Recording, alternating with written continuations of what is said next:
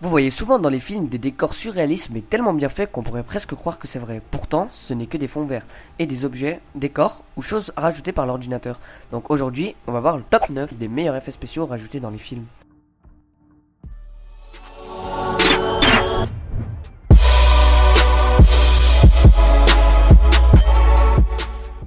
Numéro 9.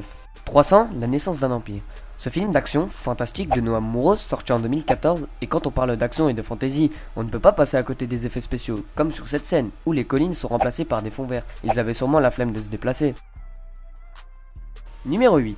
Robocop. Ce film d'action et de science-fiction de José Padilla, aussi sorti en 2014. Donc qui dit science-fiction, dit futur, donc effets spéciaux. Je ne sais pas vous, mais moi cette scène m'a fait penser au clip de Jul.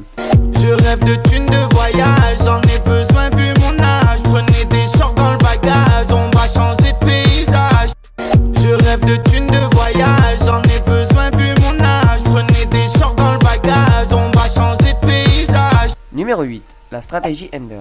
La stratégie Ender est un film qui parle d'une invasion extraterrestre et le seul espoir d'éviter ça, c'est un gamin. Bon, je vous la fais rapide, mais voilà. C'est un film de Gavin Hood sorti en 2017.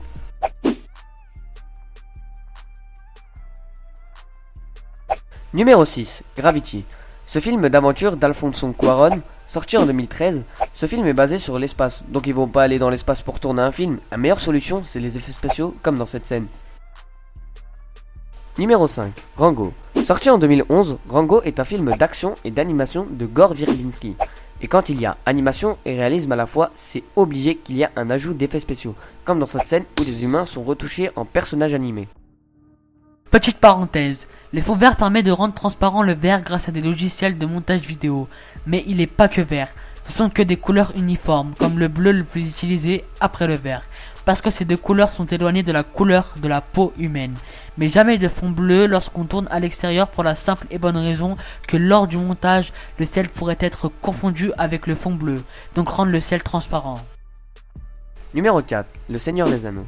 Le Seigneur des Anneaux est un film d'action, aventure et fantasy de Peter Jackson sorti en 2003. Comme le précédent classement, c'est un personnage qui a été transformé. Enfin, un humain en personnage. Plutôt pas mal, non? Numéro 3. The Walking Dead.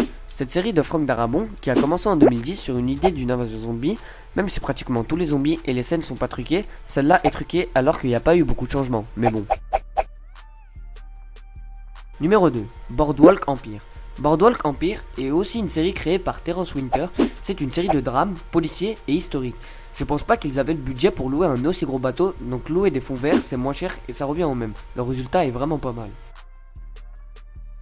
Numéro 1. Alice au Pays des Merveilles. Alice au Pays des Merveilles est un film américain réalisé par Tim Burton. Le film est sorti aux États-Unis le 5 mars 2010 et en France le 24 mars. C'est encore des personnes qui ont été changées en personnages et ça donne plutôt un bon résultat, presque réaliste.